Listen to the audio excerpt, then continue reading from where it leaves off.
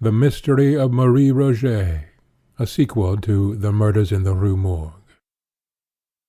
There are ideal series of events which run parallel with the real ones. They rarely coincide.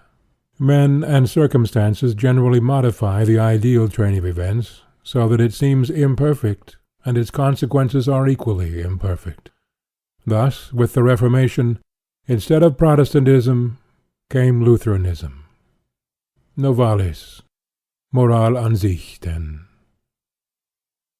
There are few persons, even among the calmest thinkers, who have not occasionally been startled into a vague yet thrilling half-credence in the supernatural by coincidences of so seemingly marvelous a character that as mere coincidences the intellect has been unable to receive them. Such sentiments are seldom thoroughly stifled unless by reference to the doctrine of chance, or, as it is technically termed, the calculus of probabilities. Now this calculus is in its essence purely mathematical, and thus we have the anomaly of the most rigidly exact in science applied to the shadow and spirituality of the most intangible in speculation. The extraordinary details which I am now called upon to make public will be found to form, as regards sequence of time, the primary branch of a series of scarcely intelligible coincidences, whose secondary or concluding branch will be recognized by all readers in the late murder of Mary Cecilia Rogers at New York.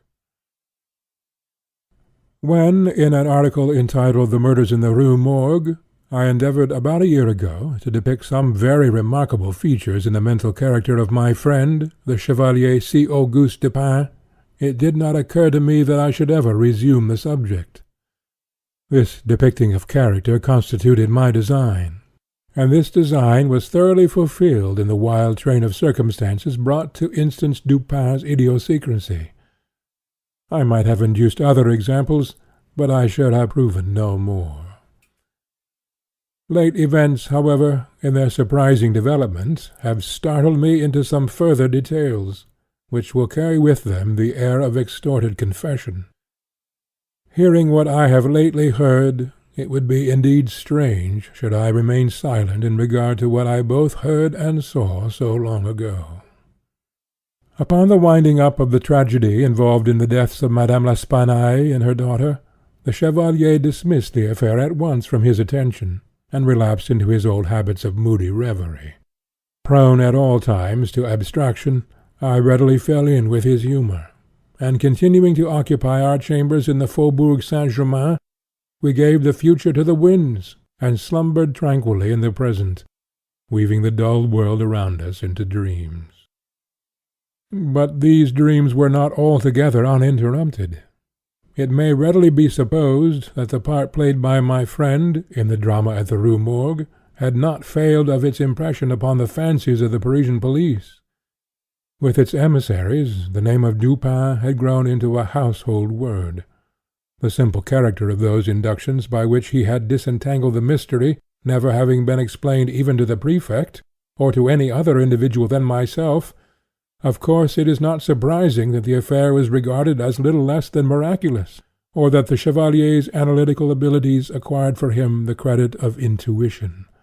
His frankness would have led him to disabuse every inquirer of such prejudice, but his indolent humour forbade all further agitation of a topic whose interest to himself had long ceased.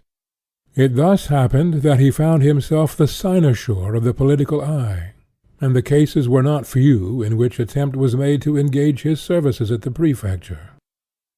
One of the most remarkable instances was that of the murder of a young girl named Marie Rogêt.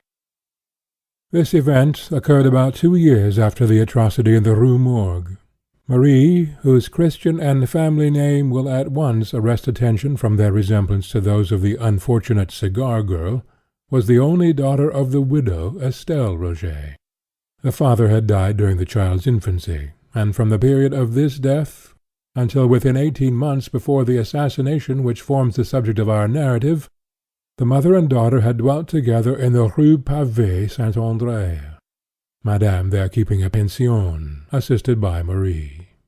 Affairs went on thus until the latter had attained her 22nd year, when her great beauty attracted the notice of a perfumer, who occupied one of the shops in the basement of the Palais Royal, and whose custom lay chiefly among the desperate adventurers infesting that neighbourhood. Monsieur Le Blanc was aware of the advantages to be derived from the attendance of the fair Marie in his perfumery, and his liberal proposals were accepted eagerly by the girl, although with somewhat more of hesitation by Madame. The anticipations of the shopkeeper were realized, and his room soon became notorious through the charms of the sprightly grisette. She had been in his employ about a year, when her admirers were thrown into confusion by her sudden disappearance from the shop. Monsieur Le Blanc was unable to account for her absence, and Madame Rogêt was distracted with anxiety and terror. The public papers immediately took up the theme, and the police were upon the point of making serious investigations, when one fine morning, after the lapse of a week, Marie, in good health but with a somewhat saddened air, made her reappearance at her usual counter in the perfumery. All inquiry, except that of a private character, was of course immediately hushed. Monsieur Le Blanc professed total ignorance as before. Marie, with Madame, replied to all questions that the last week had been spent at the house of a relation in the country. Thus the affair died away, and was generally forgotten, for the girl, ostensibly to relieve herself from the impertinence of curiosity, soon bade a final adieu to the perfumer, and sought the shelter of her mother's residence in the Rue Pavée Saint-André. It was about 5 months after this return home that her friends were alarmed by her sudden disappearance for the second time. 3 days elapsed, and nothing was heard of her. On the 4th, her corpse was found floating in the Seine, near the shore which is opposite the quartier of the Rue Saint-André, and at a point not very distant from the secluded neighbourhood of the Barrière du Roule. The atrocity of this murder, for it was at once evident that murder had been committed, the youth and beauty of the victim, and above all her previous notoriety, conspired to produce intense excitement in the minds of the sensitive Parisians. I can call to mind no similar occurrence producing so general and so intense an effect. For several weeks, in the discussion of this one absorbing theme, even the momentous political topics of the day were forgotten. The Prefect made unusual exertions, and the powers of the whole Parisian police were, of course, tasked to the utmost extent.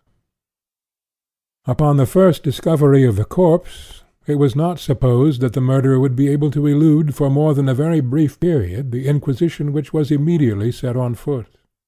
It was not until the expiration of a week that it was deemed necessary to offer a reward, and even then this reward was limited to 1,000 francs.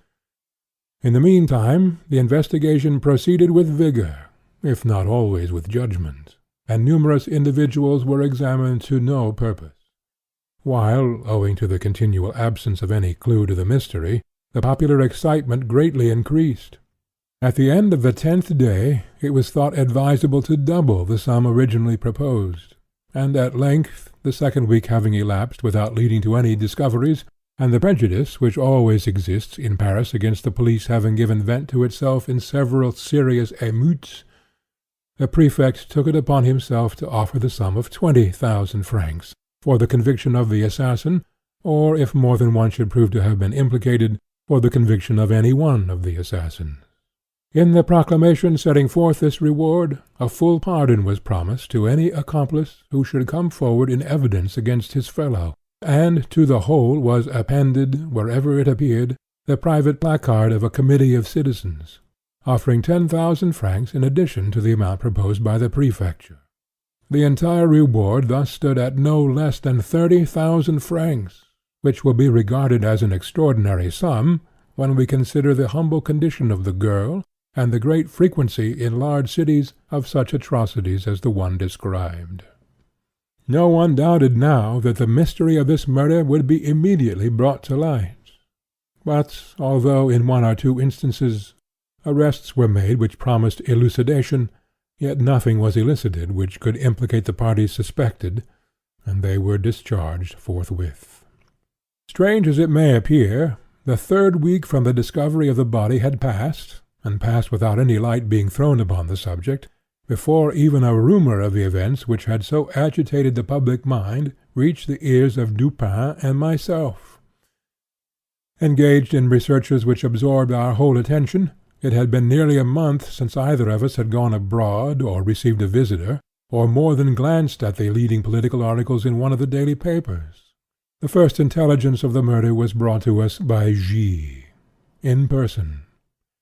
He called upon us early in the afternoon of the 13th of July, and remained with us until late in the night.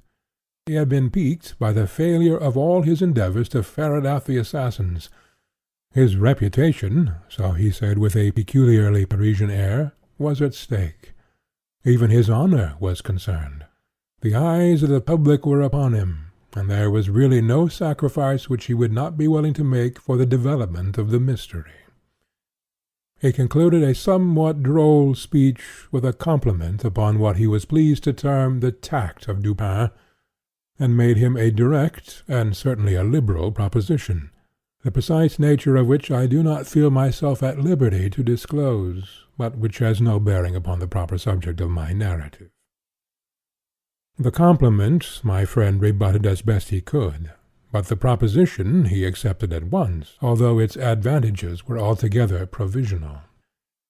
This point being settled, the Prefect broke forth at once into explanations of his own views, interspersing them with long comments upon the evidence, of which latter we were not yet in possession.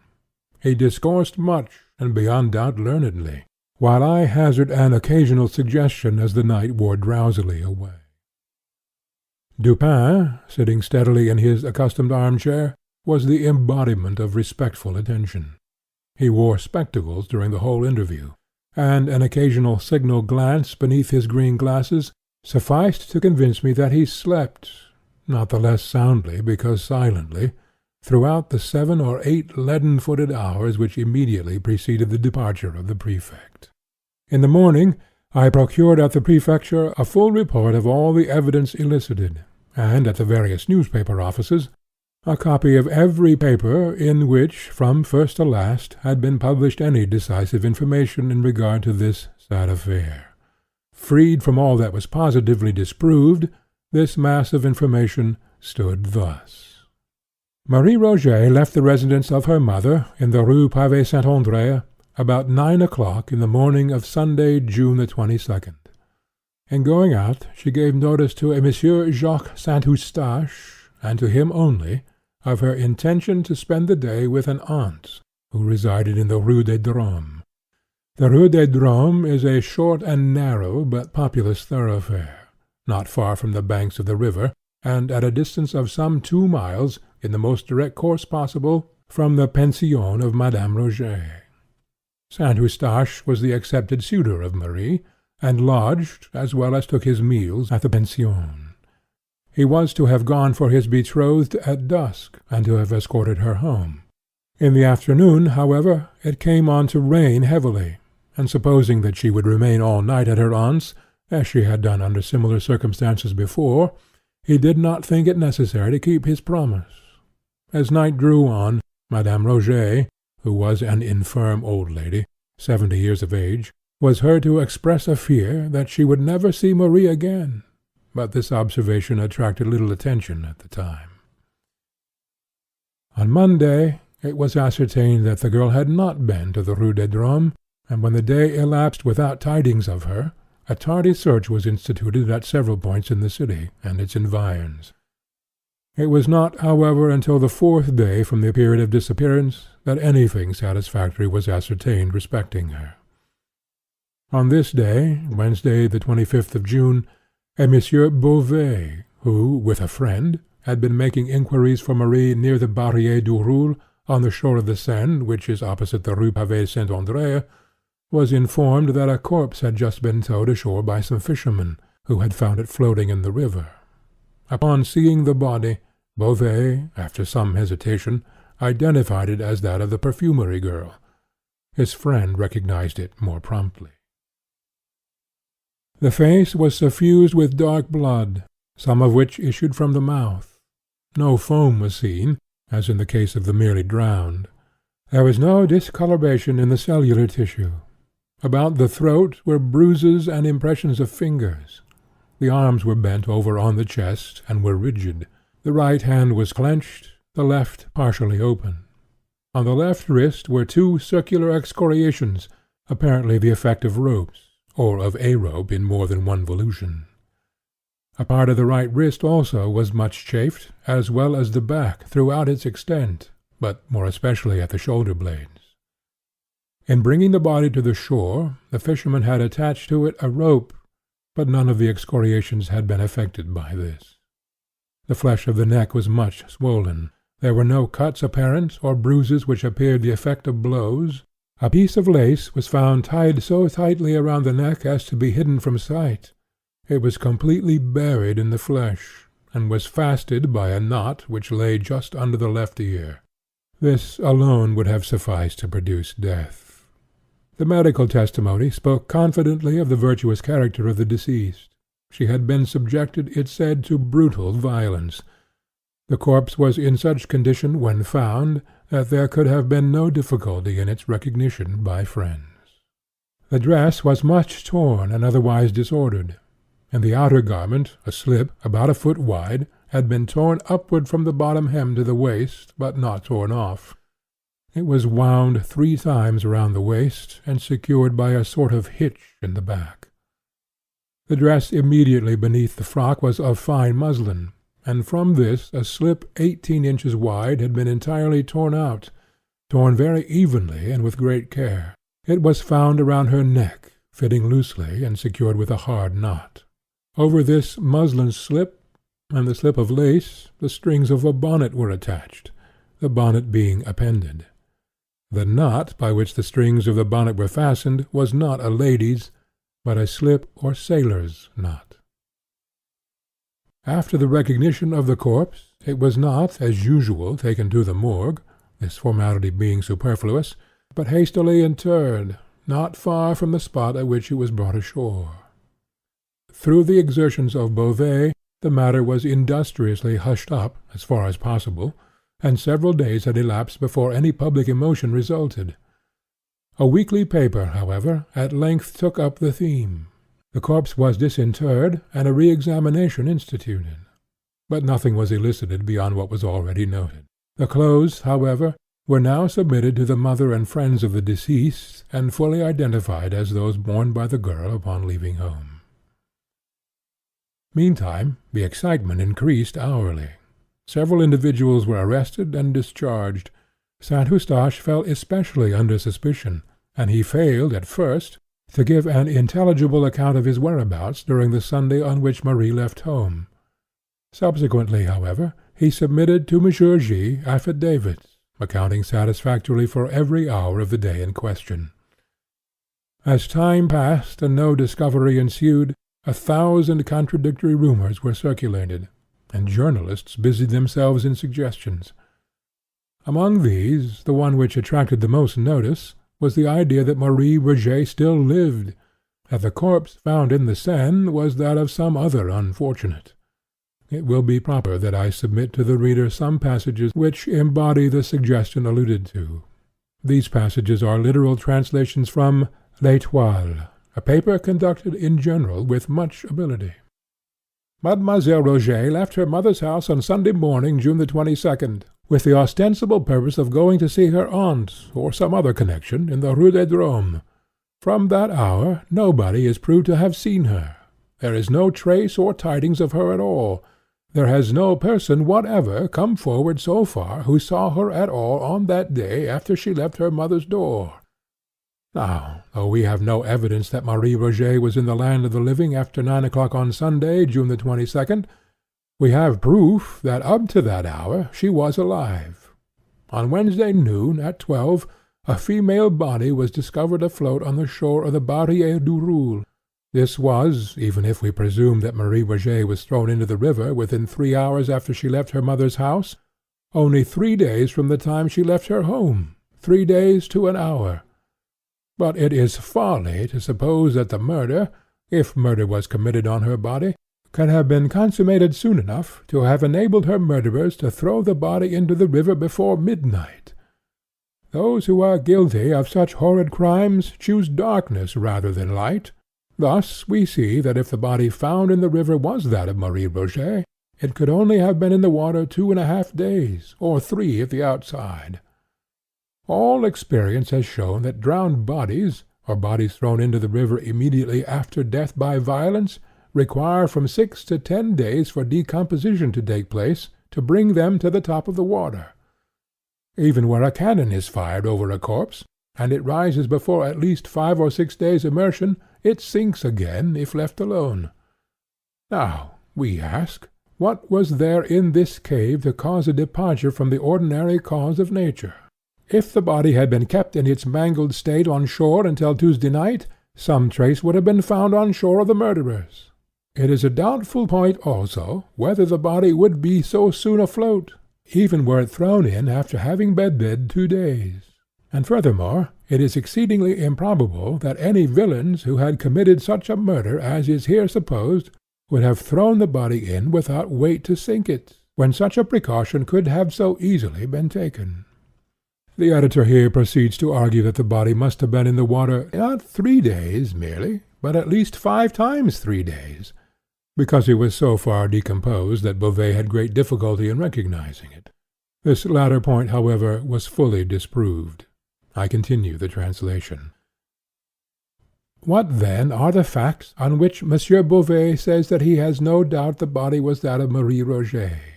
He ripped up the gown sleeve, and says he found marks which satisfied him of the identity. The public generally suppose those marks to have consisted of some description of scars. He rubbed the arm and found hair upon it, something as indefinite, we think, as can readily be imagined, as little conclusive as finding an arm in the sleeve. Monsieur Beauvais did not return that night, but sent word to Madame Rogêt at 7 o'clock on Wednesday evening that an investigation was still in progress respecting her daughter. If we allow that Madame Rogêt, from her age and grief, could not go over, which is allowing a great deal, there certainly must have been some one who would have thought it worth while to go over and attend the investigation, if they thought the body was that of Marie. Nobody went over. There was nothing said or heard about the matter in the Rue Pavée Saint-André that reached even the occupants of the same building. Monsieur Saint-Eustache, the lover and intended husband of Marie, who boarded in her mother's house, deposes that he did not hear of the discovery of the body of his intended until the next morning, when Monsieur Beauvais came into his chamber and told him of it. For an item of news like this, it strikes us it was very coolly received. In this way the journal endeavored to create the impression of an apathy on the part of the relatives of Marie, inconsistent with the supposition that these relatives believed the corpse to be hers. Its insinuations amount to this, that Marie, with the connivance of her friends, had absented herself from the city for reasons involving a charge against her chastity, and that these friends, upon the discovery of a corpse in the Seine, somewhat resembling that of the girl, had availed themselves with the opportunity to impress the public with the belief of her death. But L'Étoile was again over hasty. It was distinctly proved that no apathy, such as was imagined, existed, that the old lady was exceedingly feeble, and so agitated as to be able to attend any duty, that Saint Eustache, so far from receiving the news coolly, was distracted by grief, and bore himself so frantically, that Monsieur Beauvais prevailed upon a friend and relative to take charge of him, and prevent his attending the examination at the disinterment. Moreover, although it was stated by L'Étoile that the corpse was reinterred at the public expense, that an advantageous offer of private sculpture was absolutely declined by the family, and that no member of the family attended the ceremonial, although, I say, all this was asserted by L'Étoile in furtherance of the impression it designed to convey, yet all this was satisfactorily disproved. In a subsequent number of the paper, an attempt was made to throw suspicion upon Beauvais himself. The editor says, "Now, then, a change comes over the matter. We are told that on one occasion, while a Madame B. was at Madame Rogêt's house, Monsieur Beauvais, who was going out, told her that a gendarme was expected there, and that she, Madame B., must not say anything to the gendarme until he returned, but let the matter be for him. In the present posture of affairs, Monsieur Beauvais appears to have the whole matter looked up in his head. A single step cannot be taken without Monsieur Beauvais, for, go which way you will, you run against him. For some reason he determined that nobody shall have anything to do with the proceedings but himself, and he has elbowed the male relatives out of the way, according to their representations, in a very singular manner. He seems to have been very much averse to permitting the relatives to see the body. By the following fact some colour was given to the suspicion thus thrown upon Beauvais. A visitor at his office, a few days prior to the girl's disappearance and during the absence of its occupant, had observed a rose in the keyhole of the door, and the name Marie inscribed upon a slate which hung near at hand. The general impression, so far as we are enabled to glean it from the newspapers, seemed to be that Marie had been the victim of a gang of desperadoes, that by these she had borne across the river, maltreated and murdered. Le Commerciel, however, a print of extensive influence, was earnest in combating this popular idea. I quote a passage or two from its column.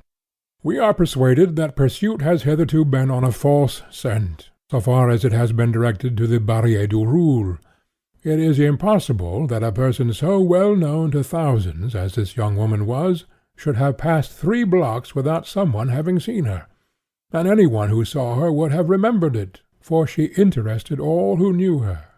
It was when the streets were full of people when she went out. It is impossible that she could have gone to the Barrière du Roule or to the Rue de Drôme without being recognized by a dozen persons. Yet no one has come forward who saw her outside of her mother's door, and there is no evidence, except the testimony concerning her expressed intentions, that she did go out at all. Her gown was torn, bound round her and tied, and by that the body was carried as a bundle. If the murder had been committed at the Barrière du Roule, there would have been no necessity for any such arrangement. The fact that the body was found floating near the Barrière is no proof as to where it was thrown into the water. A piece of one of the unfortunate girl's petticoats, 2 feet long and 1 foot wide, was torn out and tied under her chin around the back of her head, probably to prevent screams. This was done by fellows who had no pocket handkerchief.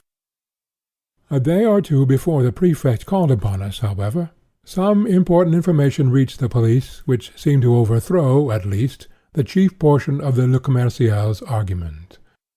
2 small boys, sons of a Madame Deluc, while roaming among the woods near the Barrière du Roule, chanced to penetrate a close thicket, within which there were 3 or 4 large stones, forming a kind of seat, with a back and a footstool. On the upper stone lay a white petticoat, on the second a silk scarf. A parasol, gloves, and a pocket handkerchief were also found. The handkerchief bore the name Marie Rogêt. Fragments of dress were discovered on the brambles around. The earth was trampled, the bushes were broken, and there was every evidence of a struggle. Between the thicket and the river the fences were found taken down, and the ground bore evidence of some heavy burthen having been dragged along it. A weekly paper, Le Soleil, had the following comments upon this discovery, comments which merely echoed the sentiment of the whole Parisian press. The things had evidently been there at least 3 or 4 weeks. They were all mildewed down hard with the action of the rain, and stuck together from mildew. The grass had grown around and over some of them. The silk on the parasol was strong, but the threads of it were run together within. The upper part, where it had been doubled and folded, was all mildewed and rotten, and tore on its being opened. The pieces of her frock torn out by the bushes were about 3 inches wide and 6 inches long. One part was the hem of the frock, and it had been mended. The other piece was part of the skirts, not the hem. They looked like strips torn off, and were on the thorn bush, about 1 foot from the ground. There can be no doubt, therefore, that the spot of this appalling outrage has been discovered. Consequent upon this discovery, new evidence appeared. Madame Deluc testified that she keeps a roadside inn not far from the bank of the river, opposite the Barrière du Roule. The neighbourhood is secluded, particularly so. It is the usual Sunday resort of blackguards from the city who cross the river in boats. About 3 o'clock, in the afternoon of the Sunday in question, a young girl arrived at the inn, accompanied by a young man of dark complexion. The two remained here for some time.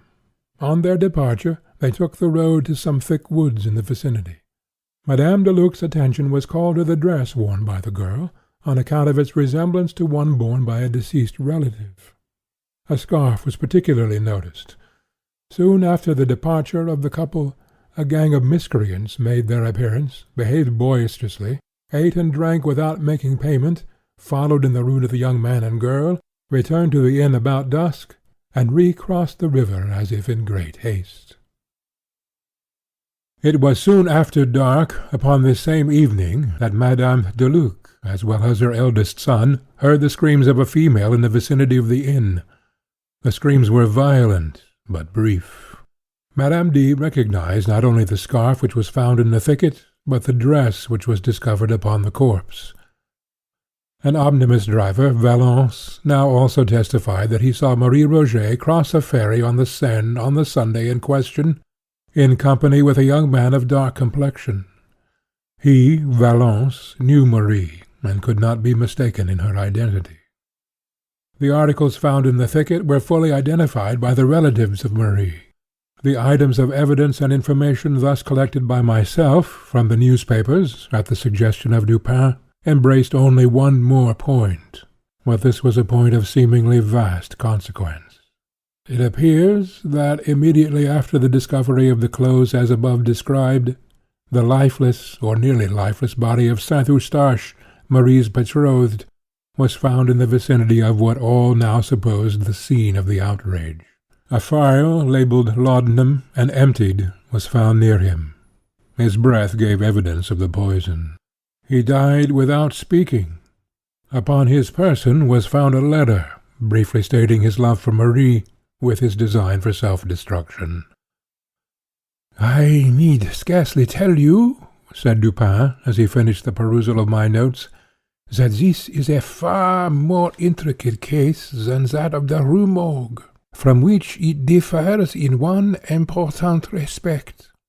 This is an ordinary, although an atrocious instance of crime. There is nothing peculiarly outré about it. You will observe that, for this reason, the mystery has been considered easy, when for this reason it should have been considered difficult of solution. Thus, at first, it was thought unnecessary to offer a reward.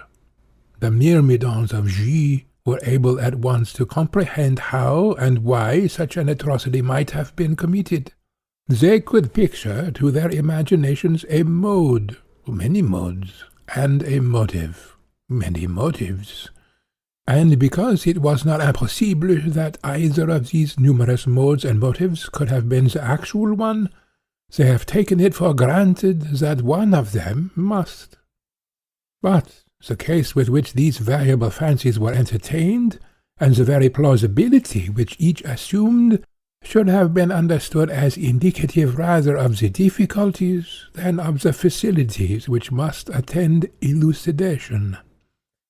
I have before observed that it is by prominences above the plane of the ordinary that reason feels her way, if at all, in her search for the true, and that the proper question, in cases such as this, is not so much what has occurred, as what has occurred that has never occurred before. In the investigations at the house of Madame L'Espanaye, the agents of G were discouraged and confounded by that very unusualness which, to a proper regulated intellect, would have afforded the surest omen of success, while this same intellect might have been plunged in despair at the ordinary character of all that met the eye in the case of the perfumery girl, and yet told of nothing but easy triumph to the functionaries of the prefecture. In the case of Madame L'Espanaye and her daughter, there was, even at the beginning of our investigation, no doubt that murder had been committed. The idea of suicide was excluded at once. Here, too, we are freed, at the commencement, from all supposition of self-murder.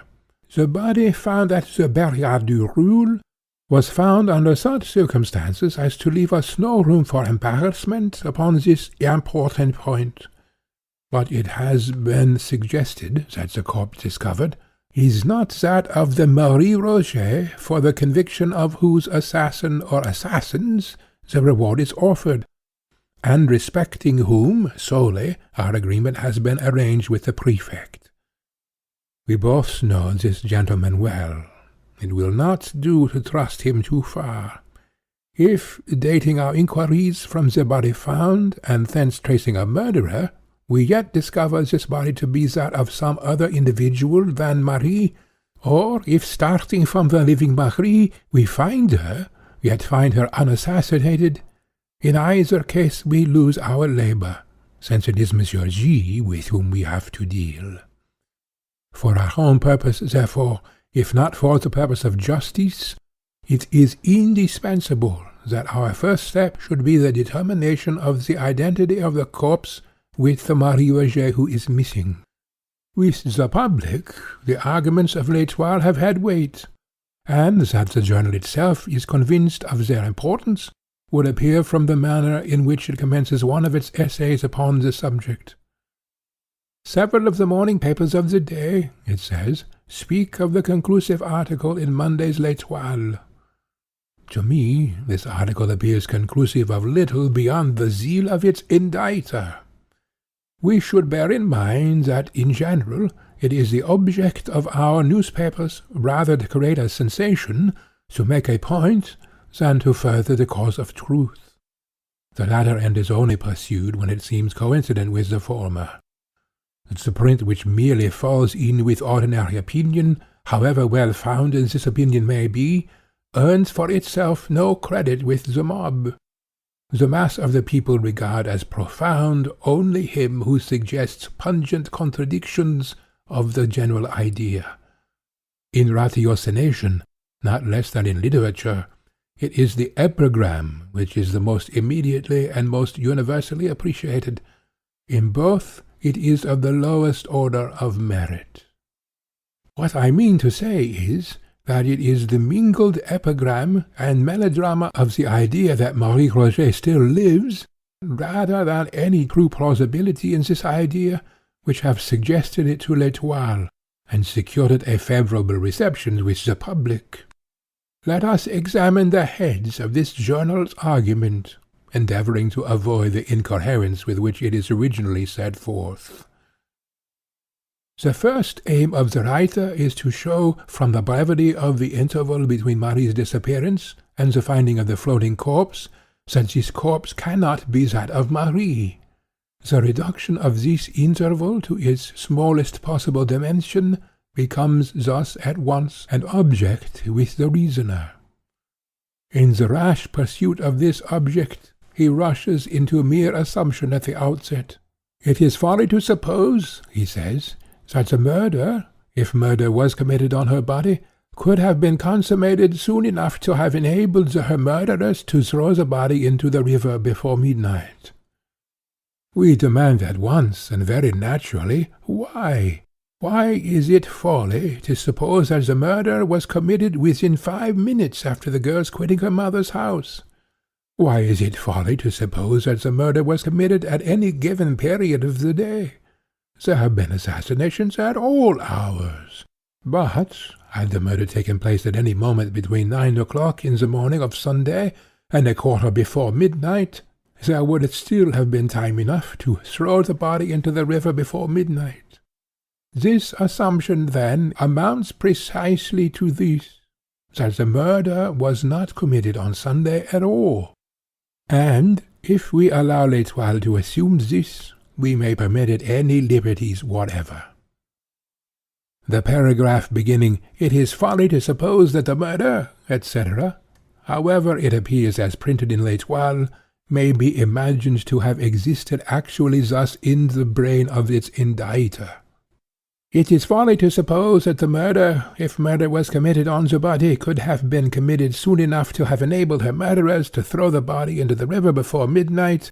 It is folly, we say, to suppose all this, and to suppose at the same time, as we are resolved to suppose, that the body was not thrown in until after midnight. a sentence sufficiently inconsequential in itself, but not so utterly preposterous as the one printed. Were it my purpose, continued Dupin, merely to make out a case against this passage of L'Etoile's argument, I might safely leave it where it is. It is not, however, with L'Etoile that we have to do, but with the truth. The sentence in question has but one meaning as it stands, and this meaning I have fairly stated. But it is material that we go behind the mere words for an idea which these words have obviously intended and failed to convey. It was the design of the journalist to say that in whatever period of the day or night of Sunday this murder was committed, it was improbable that the assassins would have ventured to bear the corpse to the river before midnight. And herein lies really the assumption of which I complain. It is assumed that the murder was committed at such a position, and under such circumstances, that the bearing it to the river became necessary. Now, the assassination might have taken place on the river's brink, or on the river itself, and thus the throwing the corpse into the water might have been resorted to, at any period of the day or night, as the most obvious and most immediate mode of disposal. You will understand that I suggest nothing here as probable, or as coincident with my own opinion. My design, so far, has no reference to the facts of the case. I wish merely to caution you against the whole tone of L'Etoile's suggestion, by calling your attention to its ex parte character at the outset. Having prescribed thus a limit to suit his own preconceived notions, having assumed that, if this were the body of Marie, it could have been in the water but a very brief time, the journal goes on to say, all experience has shown that drowned bodies, or bodies thrown into the water immediately after death by violence, require from 6 to 10 days for sufficient decomposition to take place to bring them to the top of the water. Even when a cannon is fired over a corpse, and it rises before at least 5 or 6 days' immersion, it sinks again if let alone. These assertions have been tacitly received by every paper in Paris, with the exception of Le Moniteur. This latter print endeavours to combat that portion of the paragraph which has reference to drowned bodies only, by citing some 5 or 6 instances in which the bodies of individuals known to be drowned were found floating after the lapse of less time than is insisted upon by L'Etoile. But there is something excessively unphilosophical in the attempt on the part of Le Moniteur to rebut the general assertion of L'Etoile by a citation of particular instances militating against that assertion. Had it been possible to adduce 50, instead of 5, examples of bodies found floating at the end of 2 or 3 days, these 50 examples could still have been properly regarded only as exceptions to L'Etoile's rule, until such time as the rule itself should be confuted. Admitting the rule, and this Le Moniteur does not deny, insisting merely upon its exceptions, the argument of L'Etoile is suffered to remain in full force, for this argument does not pretend to involve more than a question of the probability of the body having risen to the surface in less than 3 days, and this probability will be in favour of L'Etoile's position, until the instances so childishly adduced shall be sufficient in number to establish an antagonistical rule. You will see at once that all argument upon this head should be urged, if at all, against the rule itself, and for this end we must examine the rationale of the rule. Now, the human body, in general, is neither much lighter nor much heavier than the water of the Seine. That is to say, the specific gravity of a human body, in its natural condition, is about equal to the bulk of the fresh water which it displaces. The bodies of fat and fleshy persons, with small bones, and of women generally, are lighter than those of the lean and large-boned, and of men, and the specific gravity of the water of a river is somewhat influenced by the presence of the tide from the sea. But, leaving this tide out of the question, It may be said that very few human bodies will sink at all, even in fresh water, of their own accord. Almost anyone, falling into a river, will be enabled to float, if he suffer the specific gravity of the water fairly to be adduced in comparison with his own, that is to say, if he suffer his whole person to be immersed, with as little exception as possible. The proper position for one who cannot swim is the upright position of a walker on land, with the head thrown fully back and immersed, the mouth and nostrils alone remaining above the surface. Thus circumstanced, we shall find that we float without difficulty and without exertion. It is evident, however, that the gravities of the body and of the bulk of water displaced are very nicely balanced, and that a trifle will cause either to preponderate. An arm, for instance, uplifted from the water, and thus deprived of its support, is an additional weight sufficient to immerse the whole head, while the accidental aid of the smallest piece of timber will enable us to elevate the head so as to look about.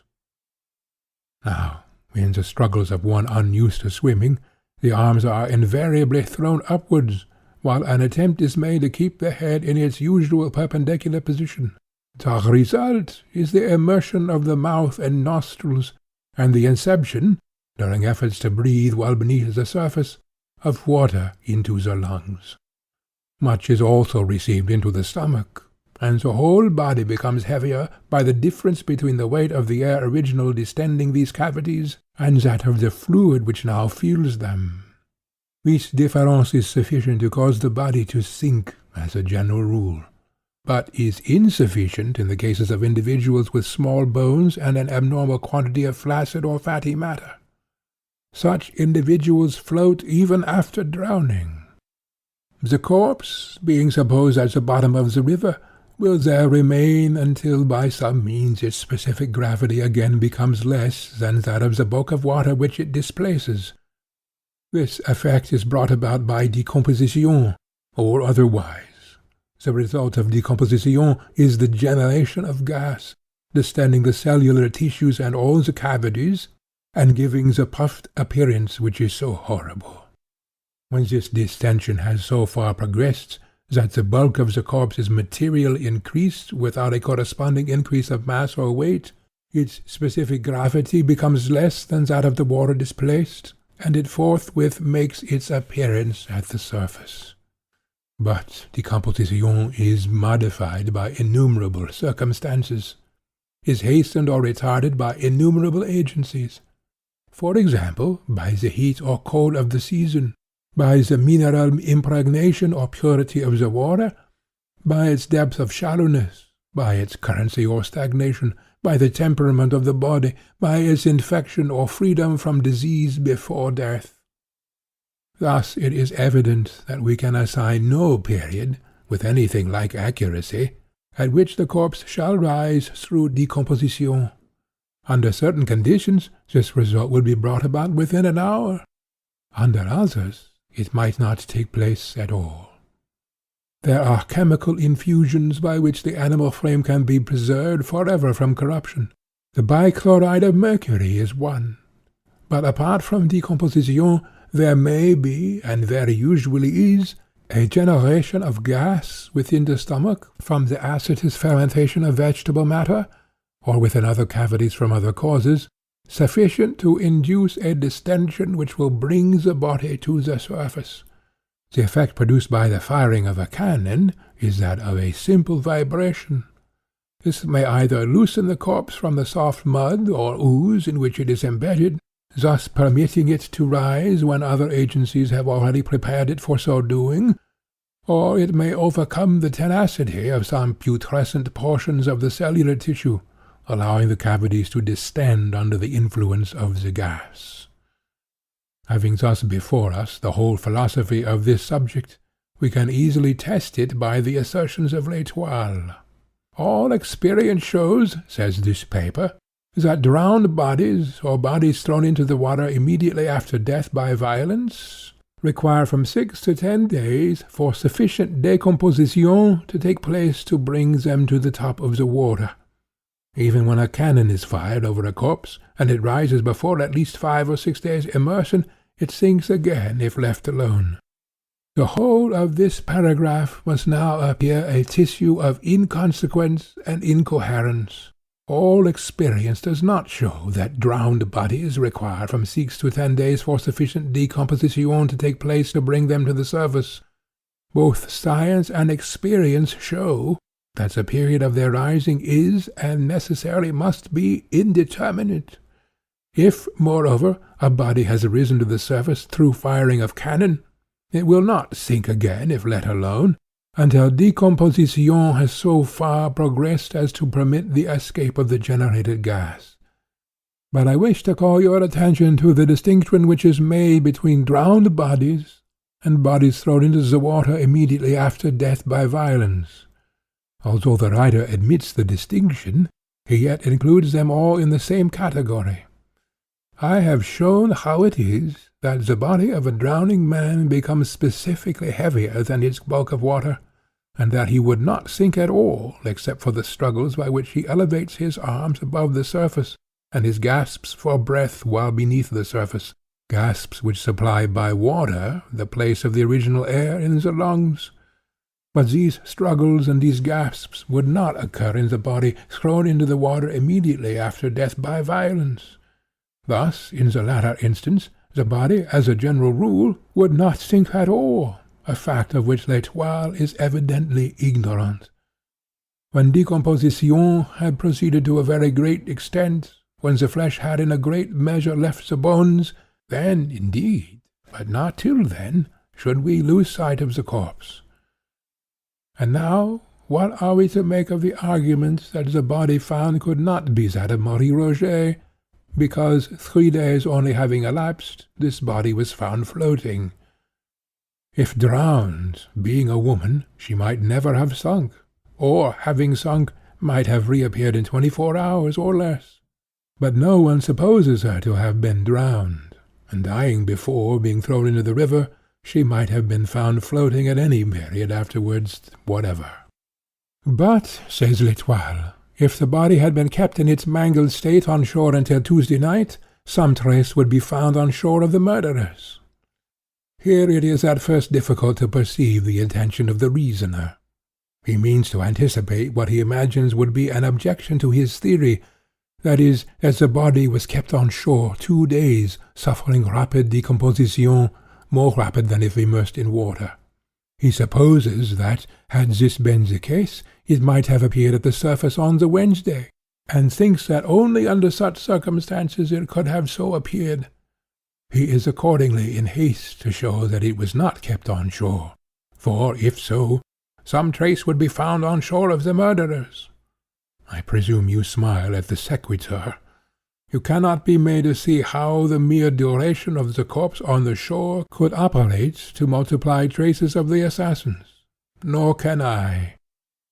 And furthermore, it is exceedingly improbable, continues our journal, that any villains who had committed such a murder as is here supposed would have thrown the body in without weight to sink it, when such a precaution could have been so easily taken. Observe here the laughable confusion of thought. No one, not even L'Etoile, disputes the murder committed on the body found. The marks of violence are too obvious. It is our reasoner's object merely to show that this body is not Marie's. He wishes to prove that Marie is not assassinated, not that the corpse was not.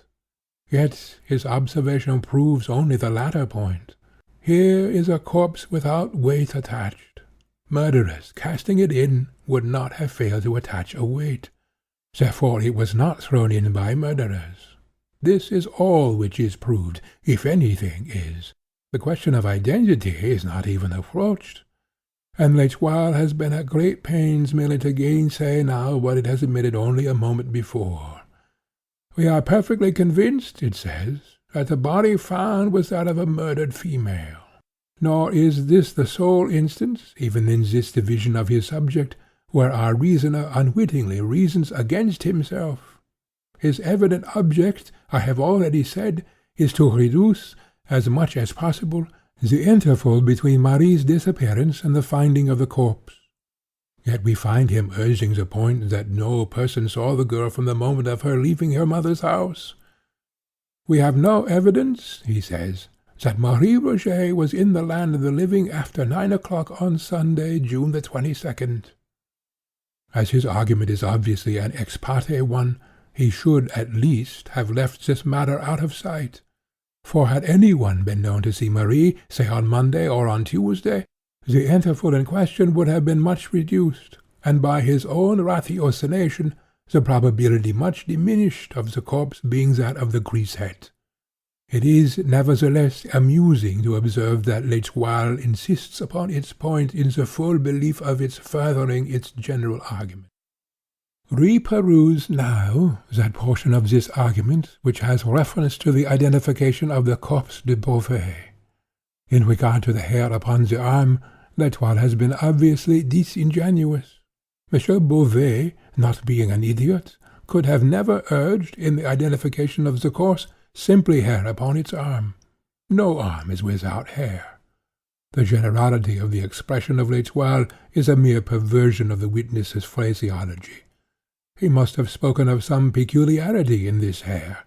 It must have been a peculiarity of colour, of quantity, of length, or of situation. Her foot, says the journal, was small. So are thousands of feet. Her garter is no proof whatever, nor is her shoe, for shoes and garters are sold in packages. The same may be said of the flowers in her hat.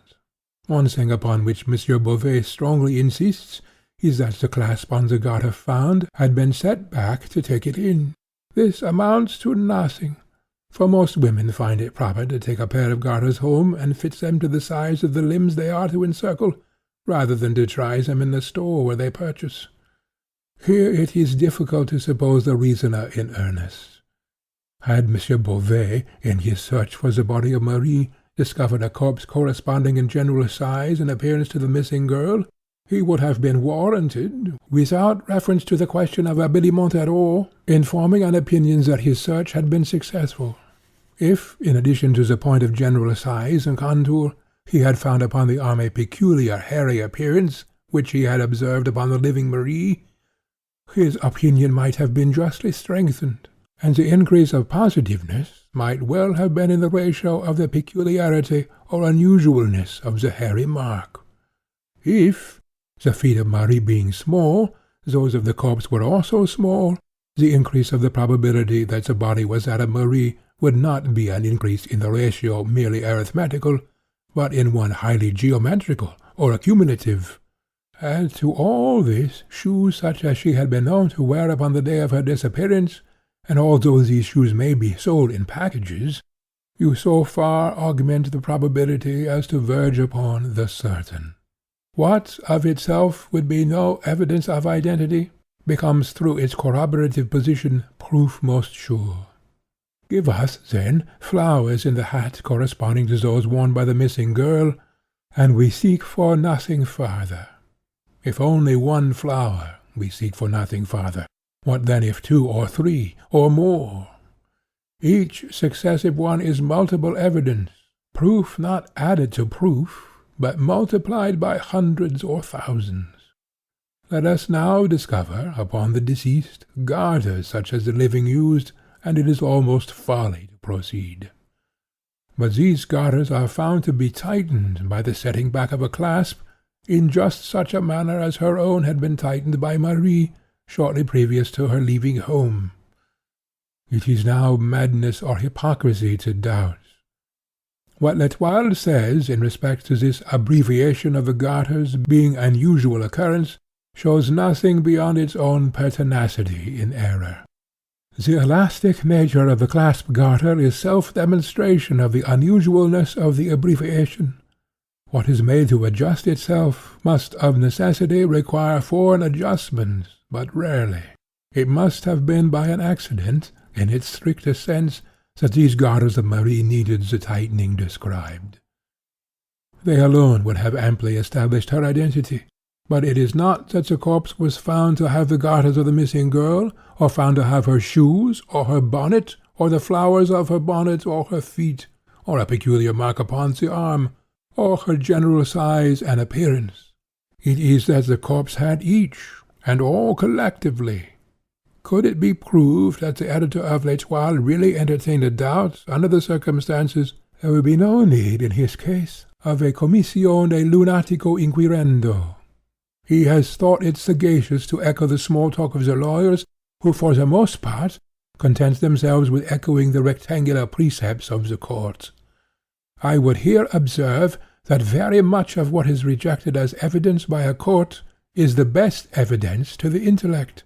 For the court, guiding itself by the general principles of evidence, the recognized and booked principles, is averse from swerving at particular instances, and this steadfast adherence to principle, with rigorous disregard of the conflicting exception, is a sure mode of attaining the maximum of attainable truth in any long sequence of time.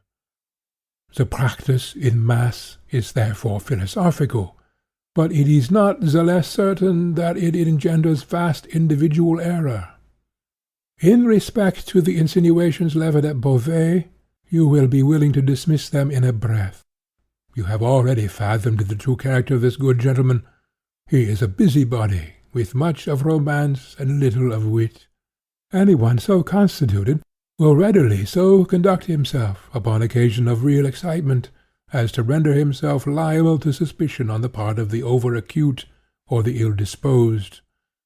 Monsieur Beauvais, as it appears from your notes, had some personal interviews with the editor of L'Etoile, and offended him by venturing an opinion that the corpse, notwithstanding the theory of the editor, was in sober fact that of Marie. He persists, says the paper, in asserting the corpse to be that of Marie, but cannot give a circumstance, in addition to those which we have commented upon, to make others believe. Now, without re-adverting to the fact that the stronger evidence to make others believe could never have been adduced, it may be remarked that a man may very well be understood to believe, in a case of this kind, without the ability to advance a single reason for the belief of a second party. Nothing is more vague than impressions of individual identity. Each man recognizes his neighbor, yet there are few instances in which any one is prepared to give a reason for his recognition. The editor of L'Etoile had no right to be offended at Monsieur Beauvais's unreasoning belief. The suspicious circumstances which invest him will be found to tally much better with my hypothesis of romantic busybodyism than with the reasoner's suggestion of guilt. Once adopting the more charitable interpretation, we shall find no difficulty in comprehending the rose in the keyhole, the Marie upon the slate, the elbowing the male relatives out of the way, the aversion to permitting them to see the body, the caution given to Madame B. that she must hold no conversation with the gendarme until his return, Beauvais, and lastly, his apparent determination that nobody should have anything to do with the proceedings except himself. It seems to me unquestionable that Beauvais was a suitor of Marie's, that she coquetted with him, and that he is ambitious of being thought to enjoy her fullest intimacy and confidence. I shall say nothing more upon this point, and as the evidence fully rebuts the assertion of L'Etoile, touching the matter of apathy on the part of the mother and other relatives, an apathy inconsistent with the supposition of their believing the corpse to be that of the perfumery girl, we shall now proceed as if the question of identity were settled to our perfect satisfaction. And what, I here demanded, do you think of the opinions of Le Commerciel? That in spirit they are far more worthy of attention than any which have been promulgated upon the subject. The deductions from the premises are philosophical and acute, but the premises, in 2 instances at least, are founded in imperfect observation. Le Commerciel wishes to intimate that Marie was seized by some gang of low ruffians not far from her mother's door. It is impossible, it urges, that a person so well known to thousands as this young woman was, should have passed 3 blocks without some one having seen her. It is impossible, it urges, that a person so well known to thousands as this young woman was, should have passed 3 blocks without some one having seen her. This is the idea of a man long resident in Paris, a public man, and one whose walks to and fro in the city have been mostly limited to the vicinity of the public offices. He is aware that he seldom passes so far as a dozen blocks from his own bureau without being recognized and accosted. And, knowing the extent of his personal acquaintance with others, and of others with him, he compares his notoriety with that of the perfumery girl, finds no great difference between them, and reaches at once the conclusion that she in her walks would be equally liable to recognition with himself in his. This could only be the case were her walks of the same unvarying methodical character, and within the same species of limited region as are his own. He passes to and fro at regular intervals within a confined periphery, abounding in individuals who are led to observation of his person through interest in the kindred nature of his occupation with their own. But the walks of Marie may, in general, be supposed discursive. In this particular instance, it will be understood as most probable that she proceeded upon a route of more than average diversity from her accustomed ones. The parallel which we imagine to have existed in the mind of Le Commerciel would only be sustained in the event of the two individuals traversing the whole city. In this case, granting the personal acquaintances to be equal, the chances would be also equal that an equal number of personal rencounters would be made. For my own part, I should hold it not only as possible, but as very far more than probable, that Marie might have proceeded at any given period, by any one of the many routes between her own residence and that of her aunt, without meeting a single individual whom she knew, or by whom she was known. In viewing this question in its full and proper light, we must hold steadily in mind the great disproportion between the personal acquaintances of even the most noted individual in Paris and the entire population of Paris itself. But whatever force there may still appear to be in the suggestion of Le Commerciel, will be much diminished when we take into consideration the hour at which the girl went abroad. It was when the streets were full of people, says Le Commerciel, that she went out. But not so. It was at 9 o'clock in the morning. Now, at 9 o'clock of every morning in the week, with the exception of Sunday, the streets of the city are, it is true, thronged with people. At 9 on Sunday, the populace are chiefly within doors preparing for church. No observing person can have failed to notice the peculiarly deserted air of the town from about 8 until 10 on the morning of every Sabbath. Between 10 and 11 the streets are thronged, but not at so early a period as that designated. There is another point in which there seems a deficiency of observation on the part of Le Commerciel. A piece, it says, of one of the unfortunate girl's petticoats, 2 feet long and 1 foot wide, was torn out and tied under her chin, and around the back of her head, probably to prevent screams. This was done by fellows who had no pocket handkerchiefs. Whether this idea is or is not well founded, we will endeavour to see hereafter. But by fellows who have no pocket handkerchiefs, the editor intends the lowest class of ruffians. These, however, are the very description of people who will always be found to have handkerchiefs, even when destitute of shirts. You must have had occasion to observe how absolutely indispensable, of late years, to the thorough blackguard has become the pocket handkerchief. And what are we to think, I asked, of the article in Le Soleil? That it is a vast pity its inditer was not born a parrot, in which case he would have been the most illustrious parrots of his race. He has merely repeated the individual items of the already published opinion, collecting them with a laudable industry from this paper and from that. The things had all evidently been there, he says, at least 3 or 4 weeks, and there can be no doubt that the spot of this appalling outrage has been discovered. The facts here restated by Le Soleil are very far indeed from removing my own doubts upon this subject, and we will examine them more particularly hereafter in connection with another division of the theme. At present we must occupy ourselves with our investigations, You cannot fail to have remarked the extreme laxity of the examination of the corpse. To be sure, the question of identity was readily determined, or should have been, but there were other points to be ascertained. Had the body been in any respect despoiled? Had the deceased any articles of jewelry about her person upon leaving home?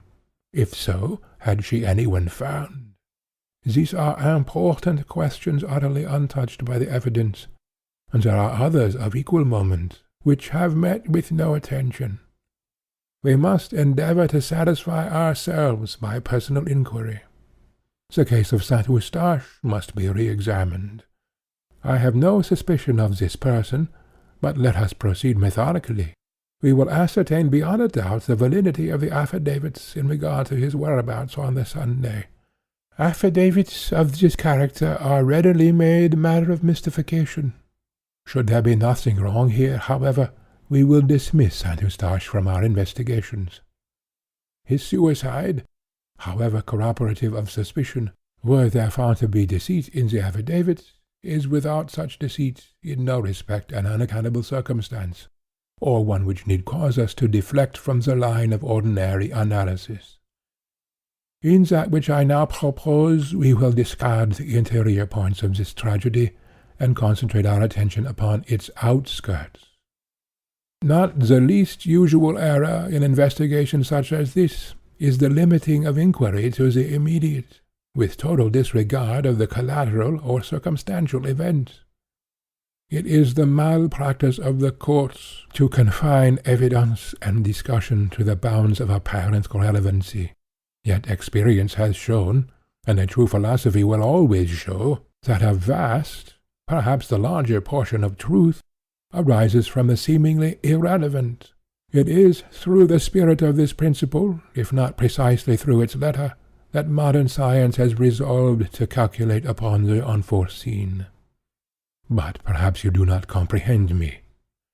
The history of human knowledge has so uninterruptedly shown that to collateral or incidental or accidental events we are indebted for the most numerous and most valuable discoveries, that it has at length become necessary, in any prospective view of improvement, to make not only large, but the largest allowances for inventions that shall arise by chance, and quite out of the range of ordinary expectation. It is no longer philosophical to base upon what has been a vision of what is to be. Accident is admitted as a portion of the substructure. We make chance a matter of absolute calculation. We subject the unlooked for and unimagined to the mathematical formulae of the schools. I repeat that it is no more than fact that the larger portion of all truth has sprung from the collateral, and it is but in accordance with the spirit of the principle involved in this fact that I would devote inquiry, in the present case, from the trodden and hitherto unfruitful ground of the event itself, to the contemporary circumstances which surround it. While you ascertain the validity of the affidavit, I will examine the newspapers more generally than you have as yet done. So far, we have only reconnoitred the field of investigation, but it will be strange indeed if a comprehensive survey, such as I propose, of the public print, will not afford us some minute points which shall establish a direction for inquiry. In pursuance of Dupin's suggestion, I made scrupulous examination of the affair of the affidavits. The result was a firm conviction of their validity, and of the consequent innocence of St. Eustache. In the meantime, my friend occupied himself, with what seemed to me a minuteness altogether objectless, in a scrutiny of the various newspaper files. At the end of a week he placed before me the following extract.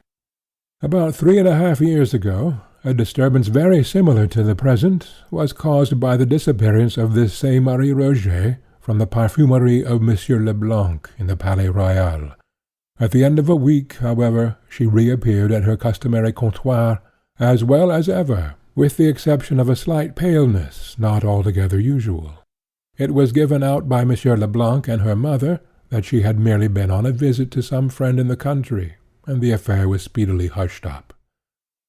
We presume that the present absence is a freak of the same nature, and that at the expiration of a week, or perhaps a month, we shall have her among us again. Evening paper, Monday, June 23rd. An evening journal of yesterday refers to a former mysterious disappearance of Mademoiselle Rogêt. It is well known that during the week of her absence from Leblanc's perfumery she was in the company of a young naval officer, much noted for his debaucheries. A quarrel, it is supposed, providentially led her to return home. We have the name of the Lothario in question, who is at present stationed in Paris, but for obvious reasons forbear to make it public. Le Mercury, Tuesday morning, June 24th. An outrage of the most atrocious character was perpetrated near this city the day before yesterday. A gentleman, with his wife and daughter, engaged, about dusk, the services of 6 young men, who were idly rowing a boat to and fro near the banks of the Seine, to convey them across the river. Upon reaching the opposite shore, the 3 passengers stepped out, and proceeded so far as to be beyond the view of the boat, when the daughter discovered that she had left in it her parasol. She returned for it, was seized by the gang, carried out into the stream, gagged, brutally treated, and finally taken to the shore at a point not far from that at which she had originally entered the boat with her parents.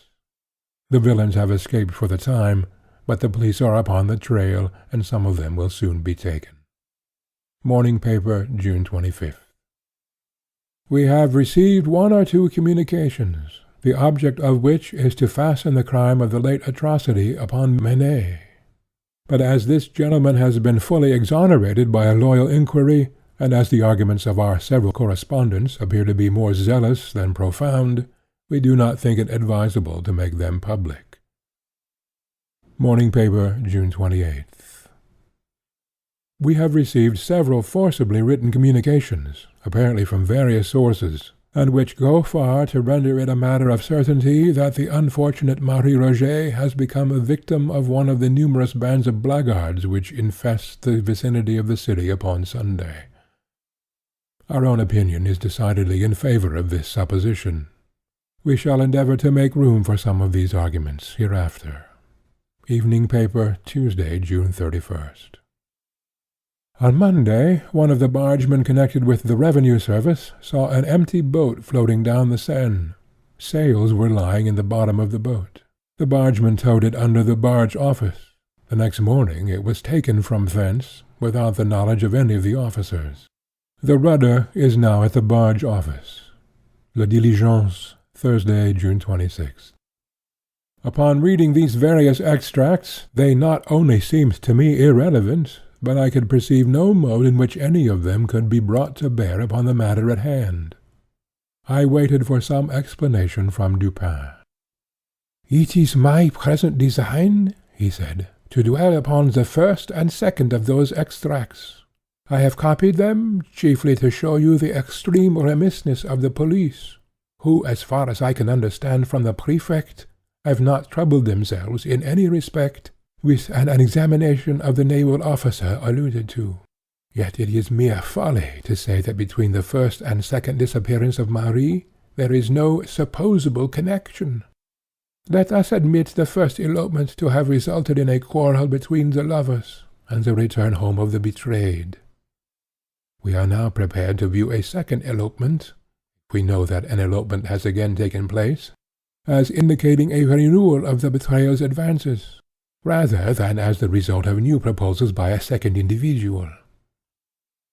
We are prepared to regard it as a making up of the old amour, rather than as a commencement of a new one. The chances are 10 to 1 that he who had once eloped with Marie will again propose an elopement, rather than that she to whom proposals of elopement had been made by one individual should have them made to her by another.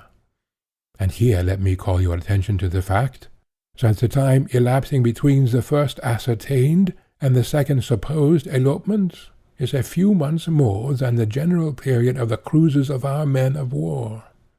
Had the lover been interrupted in his first villainy by the necessity of departure to sea, and had he seized the first moment of his return to renew the base designs not yet altogether accomplished, or not yet altogether accomplished by him. Of all these things we know nothing. You will say, however, that in the second instance there is no elopement as imagined. Certainly not. But are we prepared to say that there was not the frustrated design? Beyond Saint-Eustache and perhaps Beauvais, we find no recognized, no open, no honorable suitors of Marie. Of none other is there anything said. Who then is the secret lover of whom the relatives, at least most of them, know nothing, but whom Marie meets upon the morning of Sunday, and who is so deeply in her confidence that she hesitates not to remain with him until the shades of an evening descend amid the solitary groves of the Barrière du Roule? Who is that secret lover, I ask, of whom at least most of the relatives know nothing? And what means the singular prophecy of Madame Rogêt on the morning of Marie's departure? I fear that I shall never see Marie again. But if we cannot imagine Madame Rogêt privy to the design of elopement, may we not at least suppose this design entertained by the girl? Upon quitting home, she gave it to be understood that she was about to visit her aunts in the Rue des Drômes, and Saint-Eustache was requested to call for her at dark. Now, at first glance, this fact strongly militates against my suggestion. But let us reflect that she did meet some companion, and proceed with him across the river, reaching the Barrière du Roule at so late an hour as 3 o'clock in the afternoon, is known. But in consenting so to accompany this individual, for whatever purpose, to her mother known or unknown, she must have thought of her expressed intention when leaving home, and of the surprise and suspicion aroused in the bosom of her affianced suitor, Saint-Eustache, when calling for her, at the hour appointed, in the Rue des Drômes, he should find that she had not been there, and when, moreover, upon returning to the pension with this alarming intelligence, he should become aware of her continued absence from home. She must have thought of these things, I say. She must have foreseen the chagrin of Saint-Eustache, the suspicion of all. She could not have thought of returning to brave this suspicion, but the suspicion becomes a point of trivial importance to her, if we suppose her not intending to return. We may imagine her thinking thus: I am to meet a certain person for the purpose of elopement, or for certain other purposes known only to myself. It is necessary that there will be no chance of interruption. There must be sufficient time given us to elude pursuit. I will give it to be understood that I shall visit and spend the day with my aunt at the Rue des Drômes. I will tell Saint-Eustache not to call for me until dark. In this way, my absence from home for the longest possible period, without causing suspicion or anxiety, will be accounted for, and I shall gain more time than in any other manner. If I bid Saint-Eustache call for me at dark, he will be sure not to call before. But if I wholly neglect to bid him call, my time for escape will be diminished, since it will be expected that I return the earlier, and my absence will the sooner excite anxiety. Now, if it were my design to return at all, if I had in contemplation merely a stroll with my individual in question, it would not be my policy to bid Saint-Eustache call, for, calling, he will be sure to ascertain that I have played him false, a fact of which I might keep him forever in ignorance, by leaving home without notifying him of my intention, by returning before dark, and by then stating that I had been to visit my aunt in the Rue des Drômes. But, as it is my design never to return, or not for some weeks, or not until certain concealments are effected, the gaining of time is the only point about which I need give myself any concern. You have observed, in your notes, that the most general opinion in relation to this sad affair is, and was from the first, that the girl had been the victim of a gang of blackguards. Now, the popular opinion, under certain circumstances, is not to be disregarded. When arising of itself, when manifesting itself in a strictly spontaneous manner, we should look upon it as analogous with the intuition which is the idiosyncrasy of the individual men of genius, In 99 cases from the 100, I would abide by its decision. But it is important that we find no palpable traces of suggestion. The opinion must be rigorously the public's own, and the distinction is often exceedingly difficult to perceive and to maintain.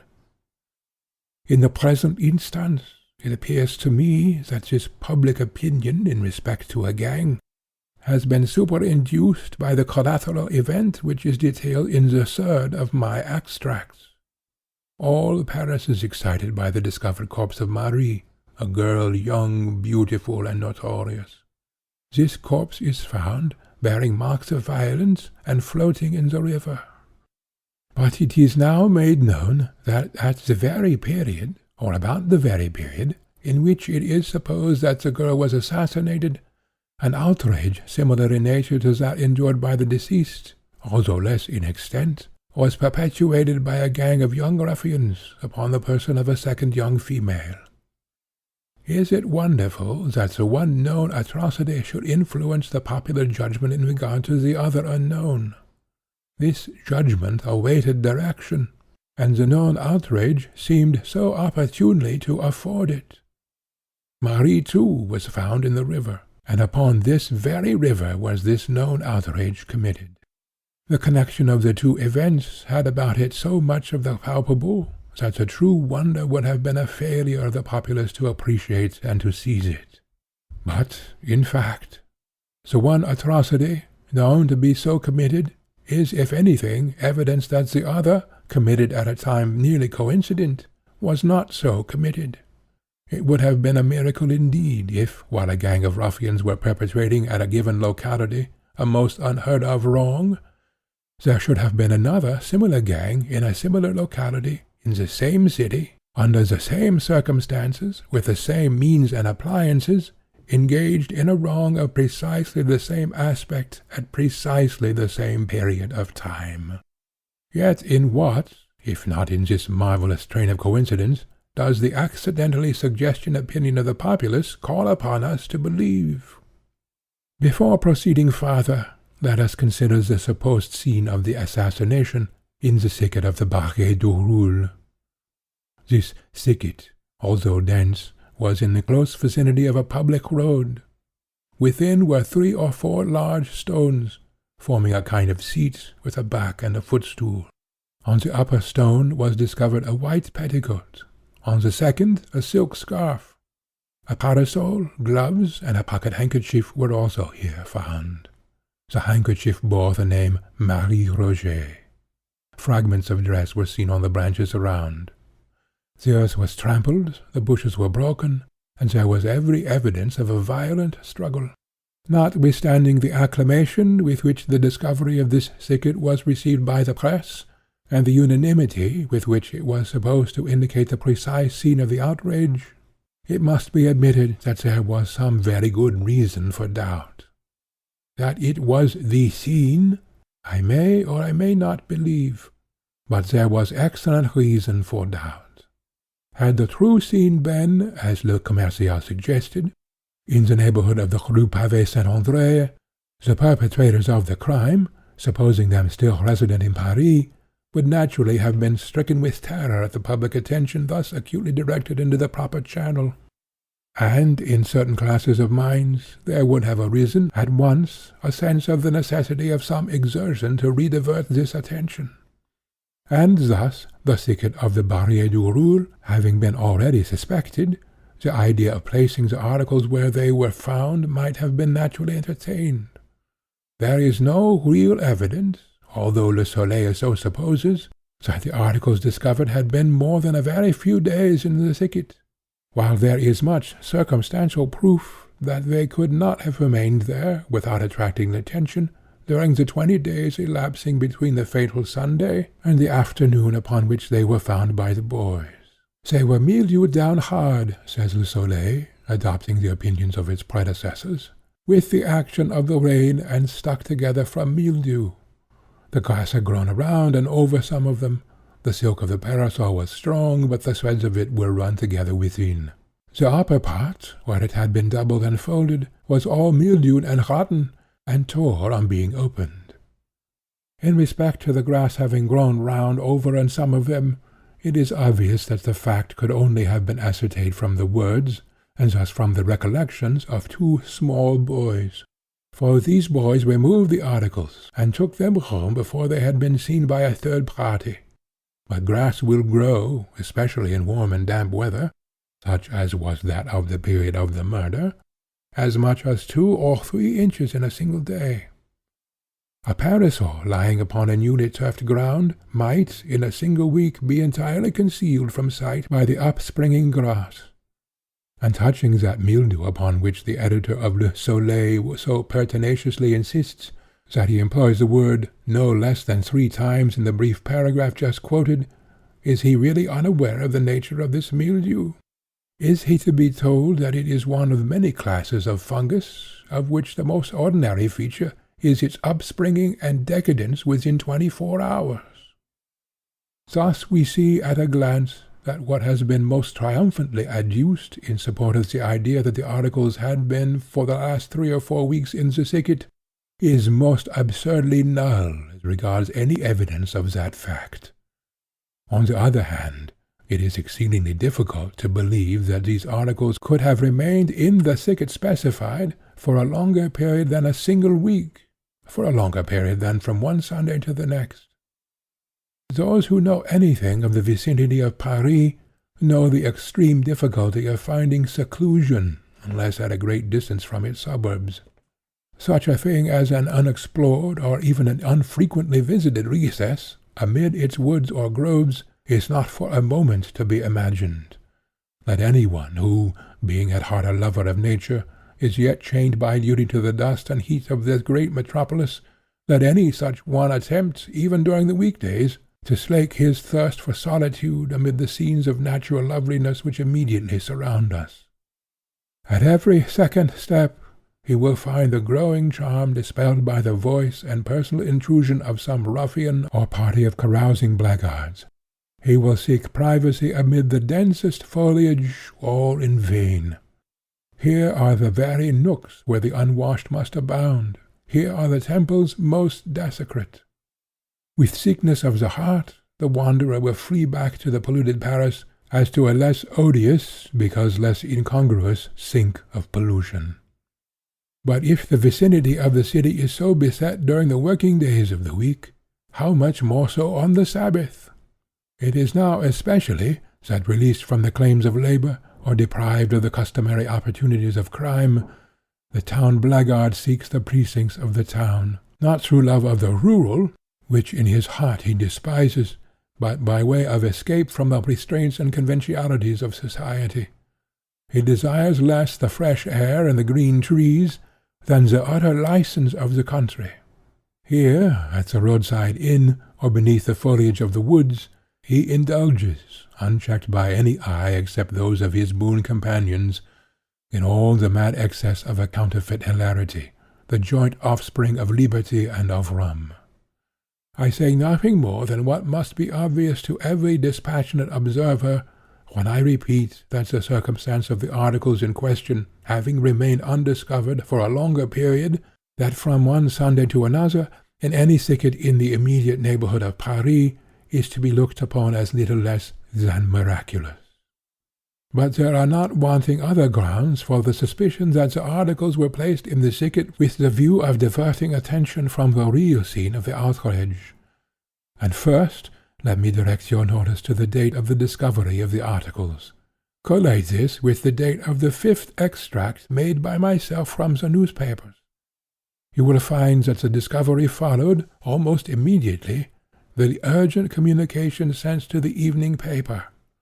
These communications, although various and apparently from various sources, tended all to the same point, that is, the directing of attention to a gang as the perpetrators of the outrage, and to the neighborhood of the Barrière du Roule as its scene.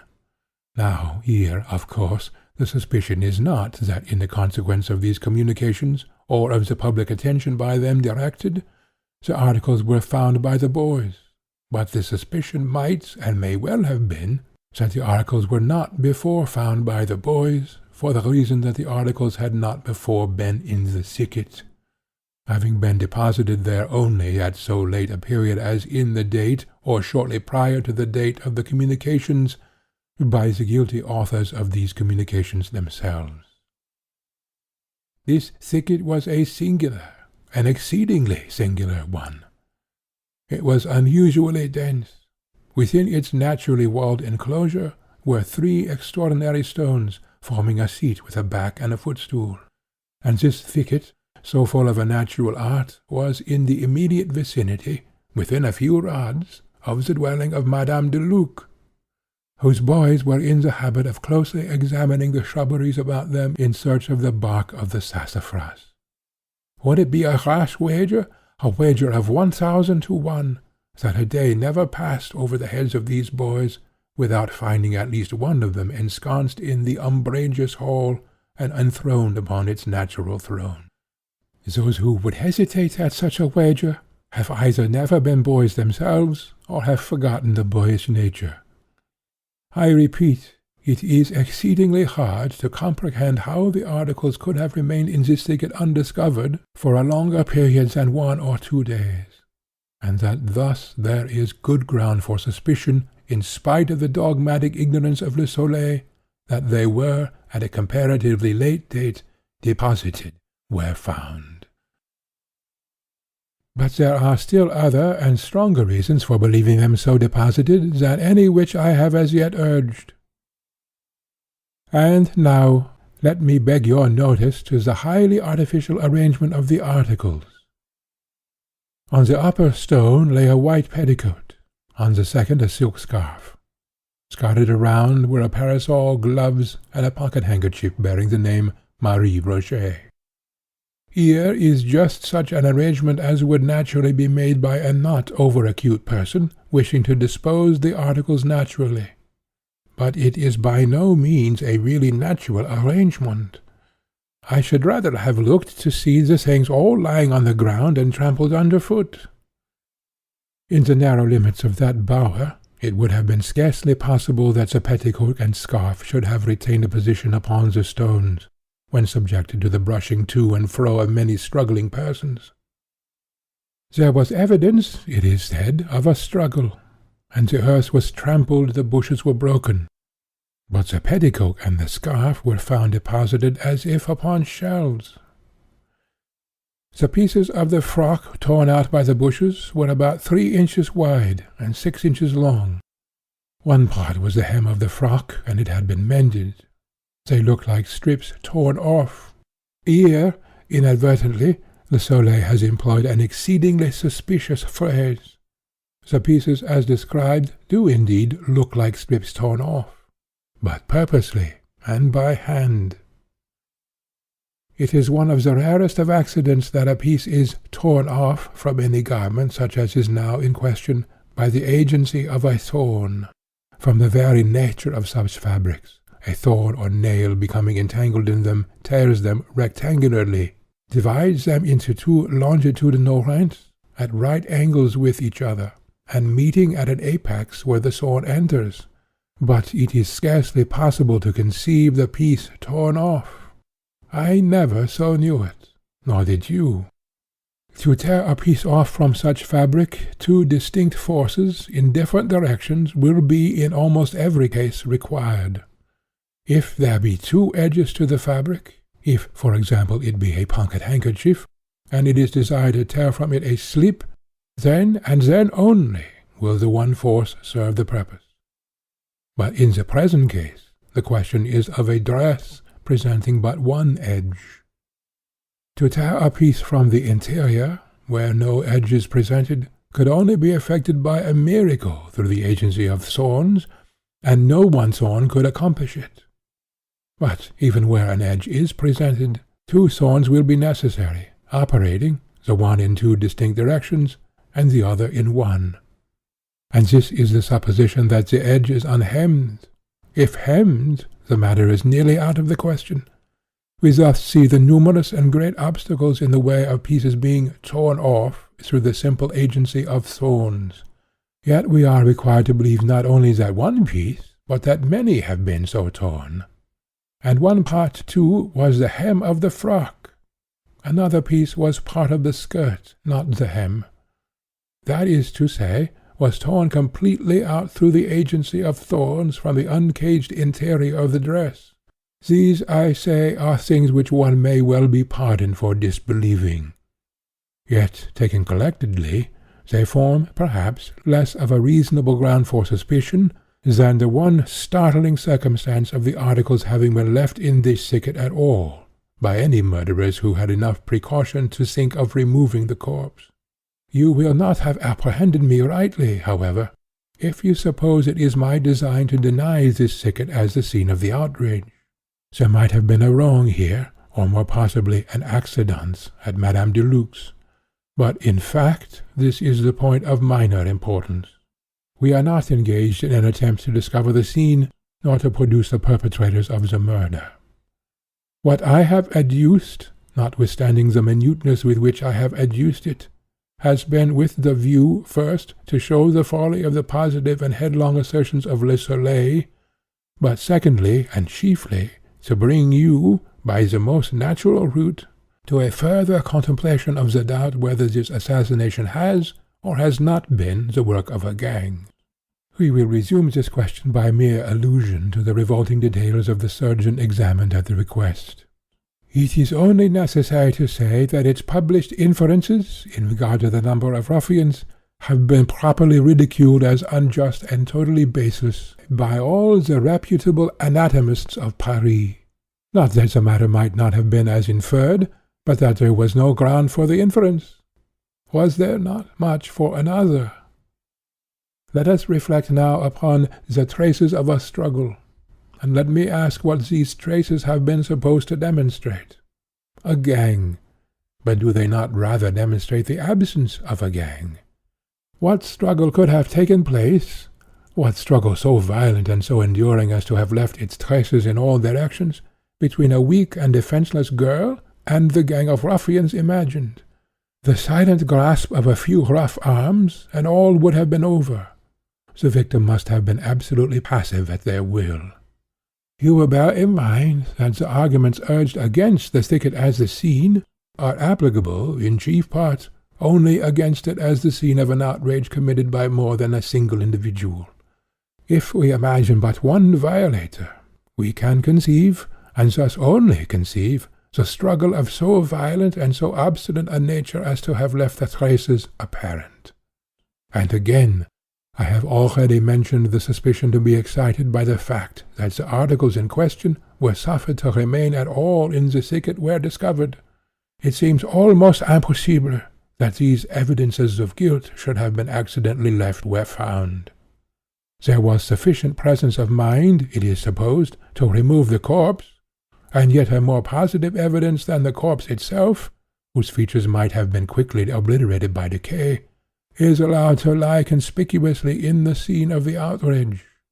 I allude to the handkerchief with the name of the deceased. If this was an accident, it was not the accident of a gang. We can imagine it only the accident of an individual. Let us see. An individual has committed the murder. He is alone with the ghost of the departed. He is appalled by what lies motionless before him. The fury of his passion is over, and there is abundant room in his heart for the natural awe of the deed. His is none of that confidence which the presence of numbers inevitably inspires. He is alone with the dead. He trembles and is bewildered. Yet there is a necessity for disposing of the corpse. He bears it to the river, but leaves behind him the other evidences of guilt.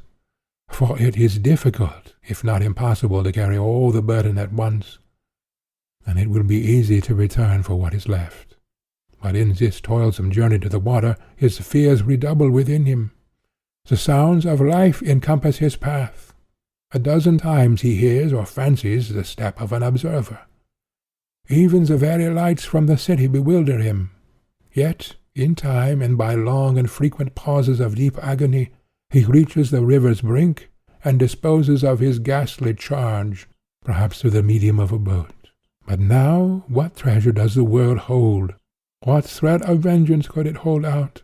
which would have power to urge the return of that lonely murderer over that toilsome and perilous path to the thicket and its blood-chilling recollections.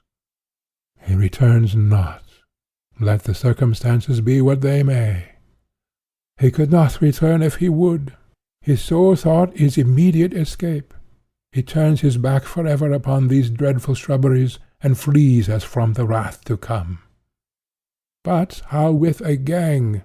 Their number would have inspired them with confidence, if indeed confidence is ever wanting in the breast of an errant blackguard. And of errant blackguards alone are the supposed gangs ever constituted.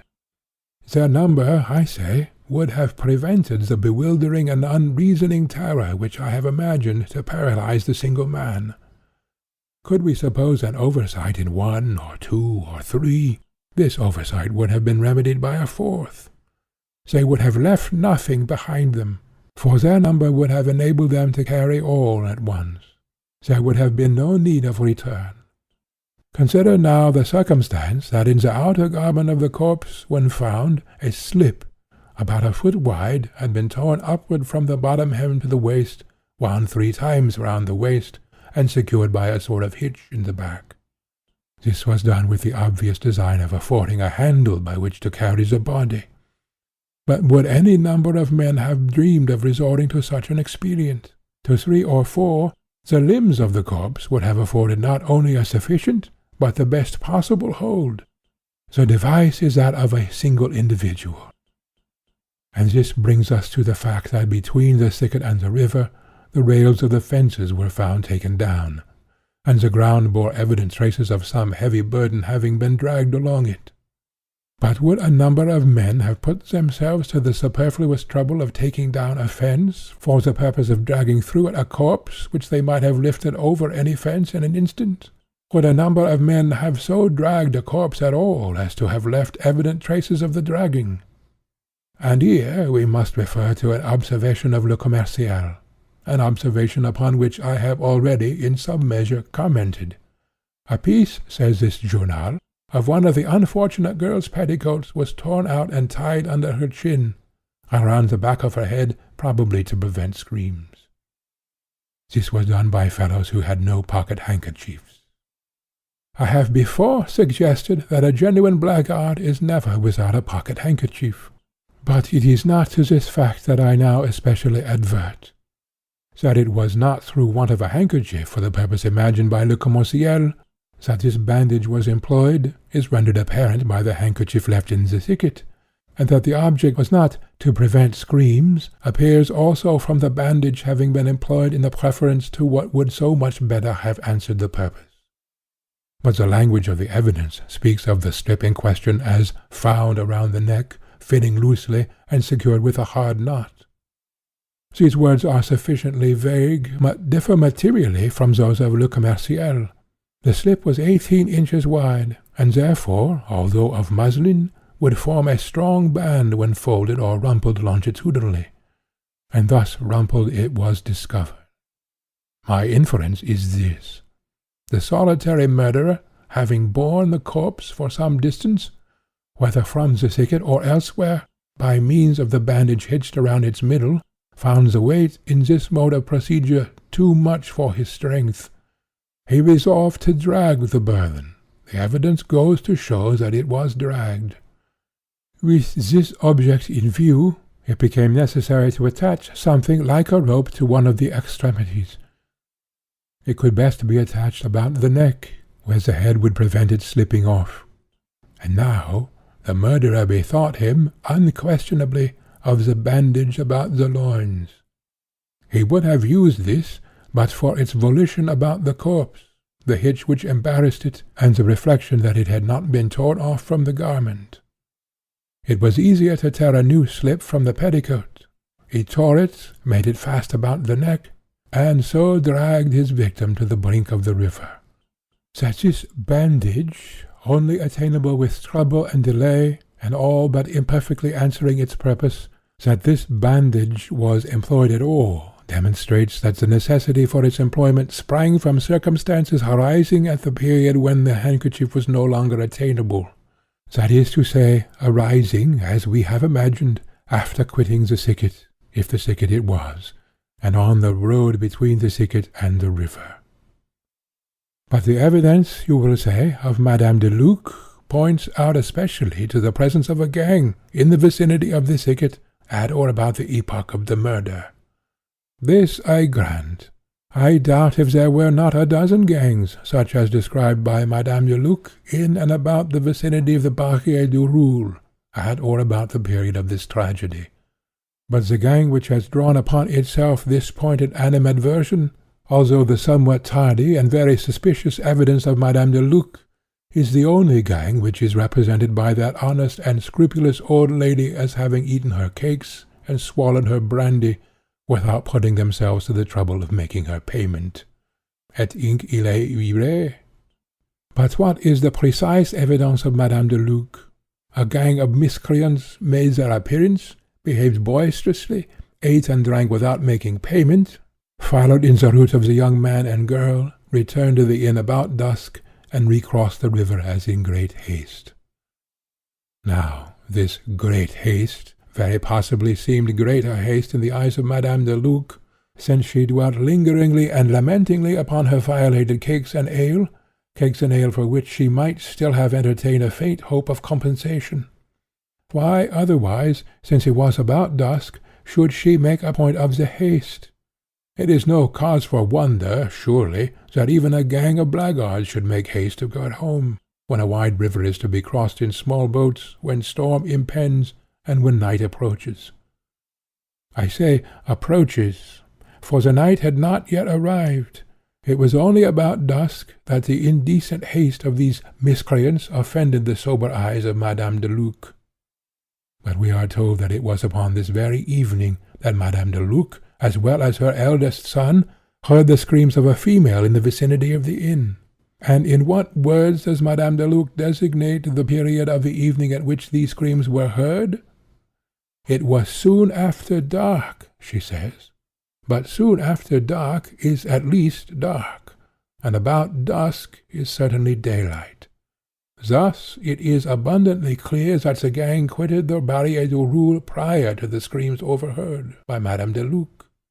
And although in all the many reports of the evidence, the relative expressions in question were distinctly and invariably employed, just as I have employed them in this conversation with yourself, no notice whatever of the gross discrepancy has as yet been taken by any of the public journals, or by any of the myrmidons of police.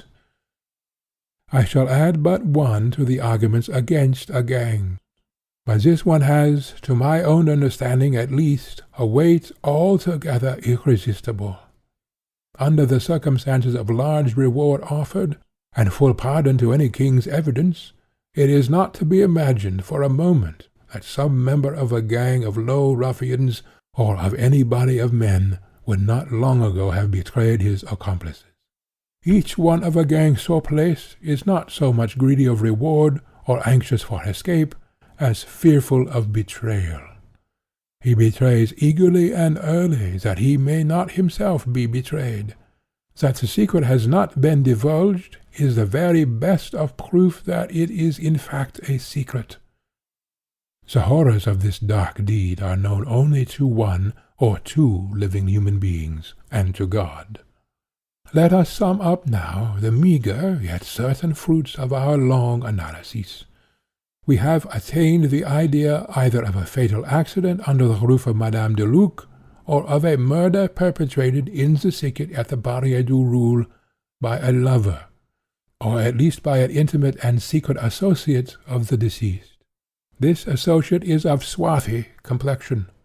This complexion, the hitch in the bandage, and the sailor's knot with which the bonnet ribbon is tied, point to a seaman. His companionship with the deceased, a gay but not an abject young girl, designates him as above the grade of a common sailor. Here the well-written and urgent communications to the journals are much in the way of corroboration. The circumstance of the first elopement, as mentioned by Le Mercury, tends to blend the idea of this seaman with that of the naval officer, who is first known to have led the unfortunate into crime. And here, most fitly, comes the consideration of the continued absence of him of the dark complexion.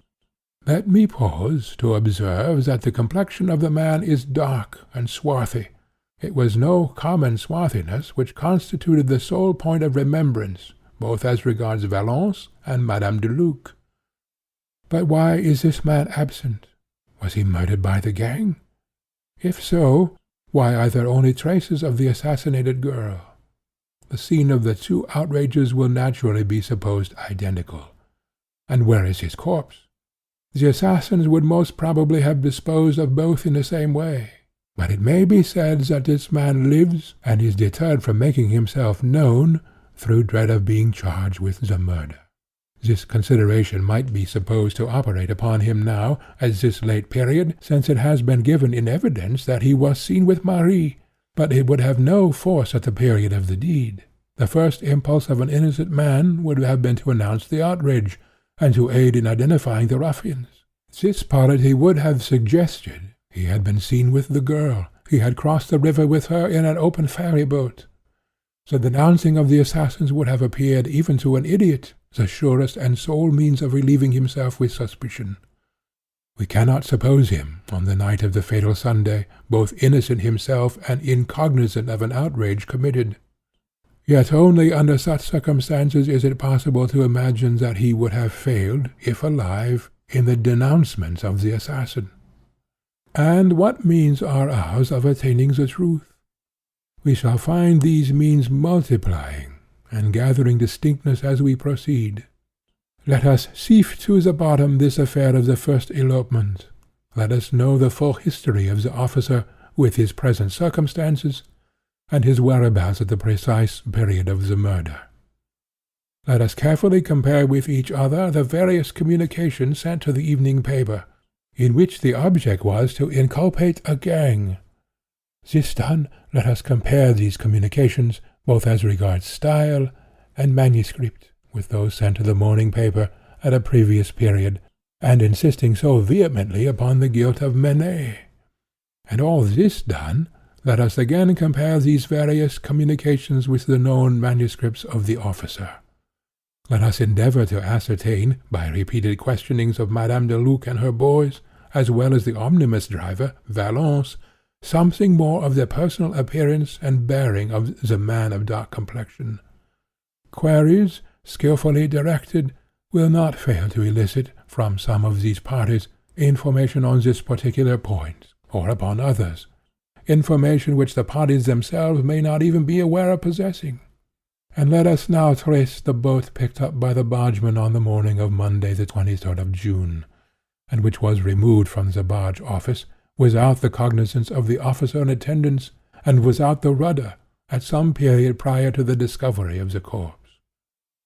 With a proper caution and perseverance, we shall infallibly trace this boat, for not only can the bargeman who picked it up identify it, but the rudder is at hand.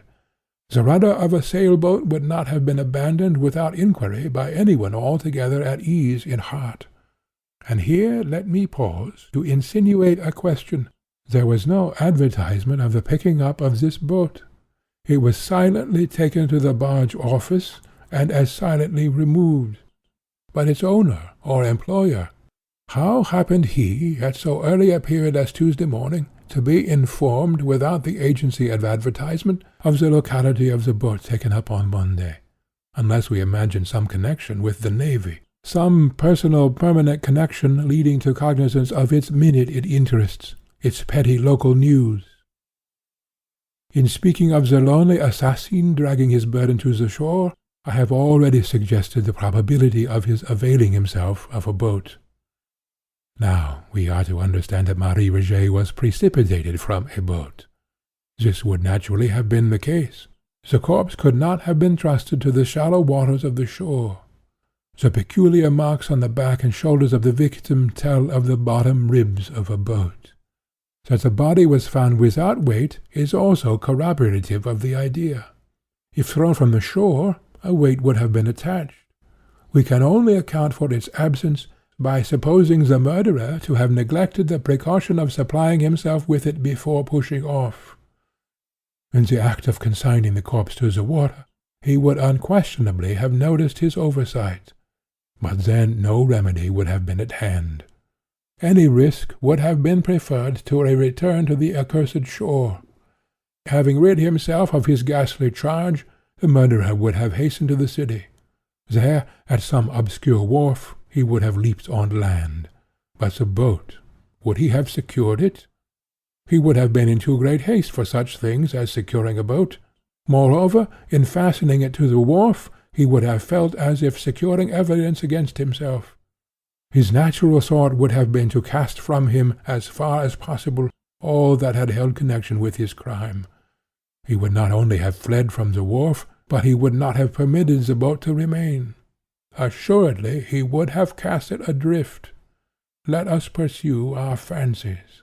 In the morning, the wretch is stricken with unutterable horror at finding that the boat has been picked up and detained at a locality which he is in the daily habit of frequenting, at a locality perhaps which his duty compels him to frequent.